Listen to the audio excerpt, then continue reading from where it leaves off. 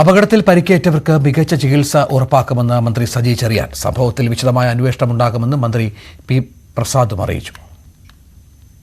ഇവിടെ തന്നെയുള്ള നമ്മുടെ IC യൂണിറ്റുകളിലായി 5 വിദ്യാർത്ഥികൾ കൂടി അഡ്മിറ്റാണ്. അവർക്കെല്ലാം അവരെല്ലാം ഇവിടെ എത്തിച്ച സമയം മുതൽ തന്നെ മെഡിക്കൽ കോളേജിലെ ഉന്നതരായ ഡോക്ടർമാർ, ഓരോ വിഭാഗത്തിന്റെയും പ്രമുഖരായ ഡോക്ടർമാർ തന്നെ നേതൃത്വം കൊടുത്തുകൊണ്ട് അവർക്കെല്ലാം മെച്ചപ്പെട്ട ചികിത്സയും, ചിലർക്കെല്ലാം സർജറി ആവശ്യമായി ഉണ്ടായിരുന്നു.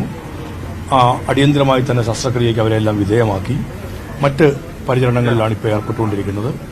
നല്ല ശ്രദ്ധ അവരുടെ എല്ലാവരുടെയും കാര്യത്തിൽ പുലർത്തുന്നുണ്ട്. ഞാൻ അവരെല്ലാം നേരിൽ കയറി കാണുകയുണ്ടായി, കുടുംബാംഗങ്ങൾ പലരോടും സംസാരിക്കുകയുണ്ടായി.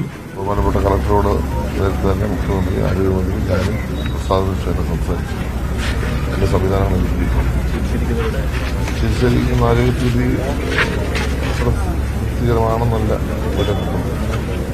എല്ലാ തരത്തിലുള്ള ചികിത്സാ സൗകര്യങ്ങളും ചെയ്തു കൊടുക്കാനാണ്. ക്ലാസ് തുടങ്ങി 1.5 മാസമേ ആയിട്ടുള്ളൂ. കേരളത്തിന്റെ വിവിധ ഭാഗങ്ങളിൽ നിന്ന് ഒരേ സ്വപ്നത്തിന് ചിറകിലേറി വണ്ടാനം മെഡിക്കൽ കോളേജ് എത്തിയ കുട്ടികൾ.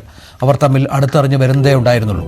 സൗഹൃദത്തിന്റെ ഒരു വലിയ വസന്തകാലത്തിലേക്ക് കടക്കാൻ തുടങ്ങിയപ്പോഴേക്കും 5 പേരെ നഷ്ടമായതിന്റെ വേദനയിലാണ് സഹപാഠികൾ.